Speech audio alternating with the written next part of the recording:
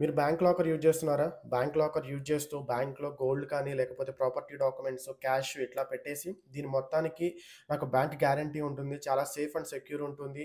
రేపొద్దున ఫ్యూచర్‌లో బ్యాంక్‌లో దొంగతనం జరిగినా, ఏమి జరిగినా సరే నాకు బ్యాంక్ నుంచి పూర్తిగా భరోసా ఉంటుంది అని అనుకుంటే మాత్రం మీరు పొరపాటు చేసినట్లే. ఎందుకు అంటే మీకు ఈ లాకర్ యూజ్ చేసేటప్పుడు మీరు తెలుసుకోవాల్సిన ముఖ్యమైన రూల్ ఏంటి అంటే, మీకు లాకర్‌లో దాచుకున్న వస్తువుల్ని బ్యాంక్ అడగదనమాట. మీరు ఏం దాస్తున్నారు? ఏంటి? అనేది బ్యాంక్ మీకు అడగదు. వన్స్ మీకు లాకర్ అలాట్ చేసిన తర్వాత కీ మీకిస్తారు. మిమ్మల్ని అక్కడ అలోన్ వదిలేస్తారు. మీరు ఏదైనా దాంట్లో పెట్టుకోవచ్చు. అది మీ ఓన్ రెస్పాన్సిబిలిటీ.